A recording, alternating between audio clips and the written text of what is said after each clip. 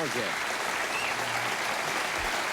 My next guest, you all know, she's a lovely actress who's written a fascinating book. It's now in paper book called Knockwood, of course, having to do with her relationship with Charlie McCarthy and Mortimer Snerd and her parents, Edgar and Frances Bergen. And it was on the bestseller list for quite a while. She's a lovely lady. Would you welcome Candice Bergen?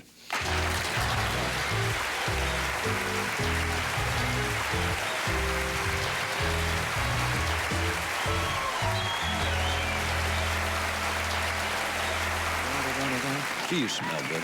Thank you very much. I don't say that often when somebody comes up. You just smell good. Well, thank you. I thought it was the least I could do. One should appear on a show smelling good. Absolutely. How are a certain you? amount of hygiene. How's this doing? Good? Yes, it's the bestseller list. I'm thrilled. Knockwood. I miss your dad. I know this is a silly thing to say, but of course you do too. But we were kind of close. In fact, when I was very young, I listened to him on radio. One of the reasons I got into ventriloquism. I got my own little wooden figure carved and got into ventriloquism. You wouldn't care to bring him out now, would you? No, I wouldn't. No, I wouldn't follow George Carl for any amount of money in the world to follow an act like that.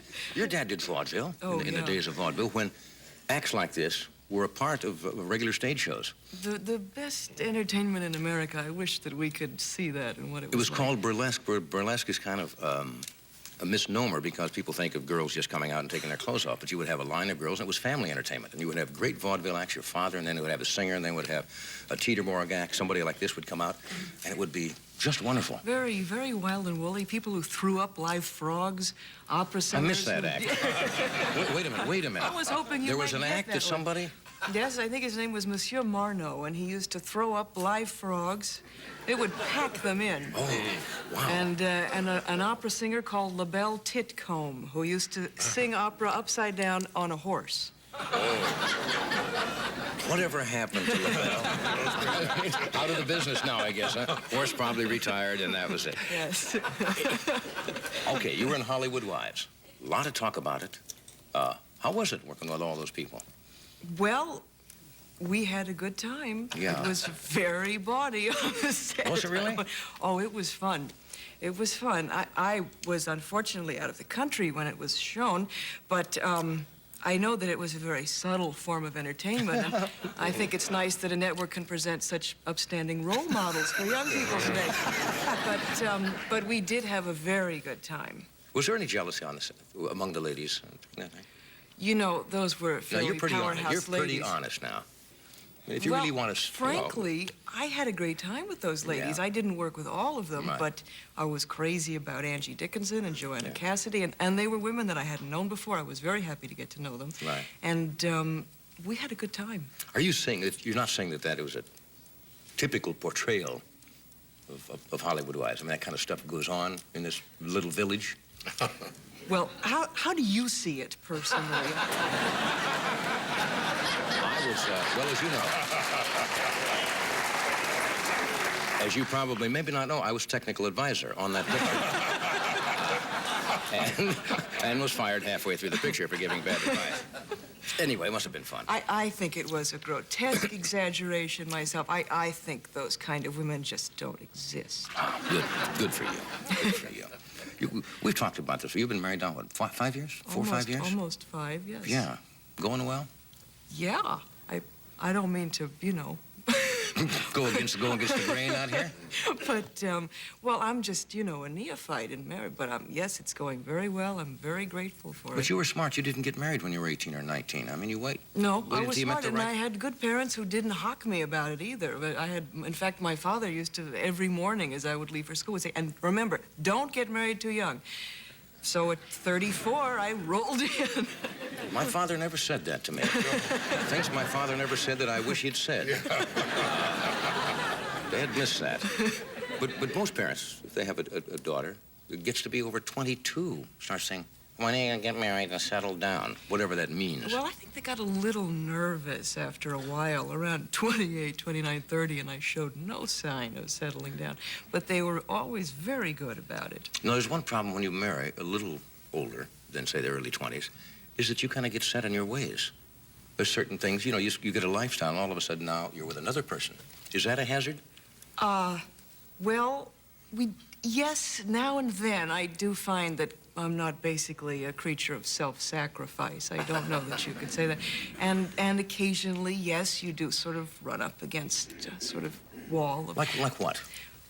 Well, you know, even just little things, like I'd like to go to sleep and he'd like to stay up, and you can't really sleep while someone's watching TV, or he'd like to go to sleep, or, you know, do we have to go to the opera tonight? Couldn't we watch the Tonight Show? Those sound like pretty minor. They're very, very minor. Which one is for you going to the opera, and which one is for you watching the Tonight? I won't even get into that. Who were you closer to? This sounds like a dumb question, but most people are closer to one or other of their parents when they're growing up, that feel more comfortable or would confide in your mother or your father. Some women can find it more easier to talk with their father for some reason. Well, I found it that way for the first part of my life, and then later I found that it was much easier to confide in my mother, and now my mom and I are very close, and she's a great pal. Yeah. So that's nice. But it was great to have a role model that was a man like my father, because he sort of raised me like a son, so that you didn't have a life of having lunches all the time. Yeah. Now, you're the only girl in the family, right? Mm-hmm. I have a brother who's 23. Chris, right? Yep. Is that old already? Mm-hmm. Oh, I can't believe it. Now, you don't have any children yet, do you? No, not yet, but this wouldn't be a bad idea. Would you think you'd be a good mother? I sound like I'm conducting one of those interviews for one of those scandal magazines. Are you pregnant? What kind of a dumb question is that? I don't know. It's, well, I would, you know, I think mothering's very tough. And I have stepkids, and Right. It's just, the more you commiserate with your parents when you try to raise kids, even during holidays in the summers, it's tough to be a mom. Isn't it nice when you get older, you look back and you appreciate your parents more, but when you're that age, at the time, you're not on the same wavelength at all. No. Until you get ready to go through it yourself. Yep. Right. And then I'm going to take a break here. We have to do a commercial, but we shall return, folks. Right.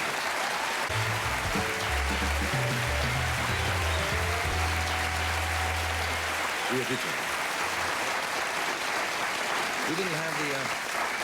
We didn't have the guts to wear what you were wearing in makeup. I always wanted somebody who is the vision of glamour in Hollywood like you are, and you're so lovely, to walk out in, you know, jeans and like you probably are comfortable with when you're just knocking around. It's hard to sit like a lady in something like this. It's like, I always wanted to see a magazine that was Architectural Digest before they came to photograph it, before you rented the orchids, and before you cleaned up your room, and you rented the antiques to make it look nice. Yeah. The way people really live in their It's like houses. photographing the food for the restaurant commercial. You know, I'm still looking for that lobster and that steak, but I don't know where it is. Looks this big. Do you like dressing up? I mean, you go out a lot. I don't see you socially. I'm not a social. I don't go out much either, but... I don't go out a lot, and I don't much like dressing up, I have to say. I like it less and less, but... You'd rather spend time at home with your husband? You travel with your husband when he's out directing? I traveled with him. I spent some time with him in Texas when he did a film there last year. Right. And that was interesting. Texas. It Never was been to Texas before? I'd never been to Texas before. That's a great state. And it was fascinating. It was one of the more vital parts of the country, and totally surprising and unpredictable all the time. But you keep a house in France, don't you? We have a house in France in the country, and we spend a lot of time in France. The French kind of, for a while, got a bad rap. I don't know if it was just Americans, but a lot of people would come back from France and they felt very uncomfortable there. The French were, you know, sometimes rude. Yeah, you know, Is that they're our bad a quirky perception, or? race. They have their quirks. I always found it a little disconcerting to be in France, and because Americans are basically so nice and outgoing, and they make a real effort, and we're just kind of, you know, just easygoing guys, Right. and the French just don't do nice. They're beyond nice, and they just think it's stupid to be as nice as we are. And I always thought it was strange that they seem to treat people like swine, basically. Like swine. And I thought it was just Americans that they treated like swine, but in fact, they quite like Americans now, because the men in Dallas and Dynasty have made Americans very fashionable there. And then I realized only recently that they treat each other like swine too, so that it's once you accept that, it makes it very easy, and it's very nice to live Yeah, they in don't France. much go in for the have a nice day type No, of small they talk. don't have a lot of buttons with the faces on them or Yeah, anything. But Smile. there's a kind of freedom that comes with that too, in not having to be so nice all the time. What are you working on now? You got something coming up? I'm doing something for another network called By Reason of Insanity. That's a rather serious piece for television with an actor who was in Das Boot, a man called Jürgen Prochnow. Oh. That was a great movie also. Yes. Great movie. Remember that picture? The submarine picture, the German picture, Das Boot? Mm-hmm. How many of you saw that? Yeah, that's interesting. That's interesting. Yeah, I saw it. They had the German version there with the subtitles over here, and then they did an original German, and it didn't make any difference. You could understand exactly what was taking place. Yeah, Didn't need any dialogue. Very gripping. We're going to take a break. Tim Reed is here tonight. He's going to join us in just a moment. Stay where you are. Das Boot. Which one did he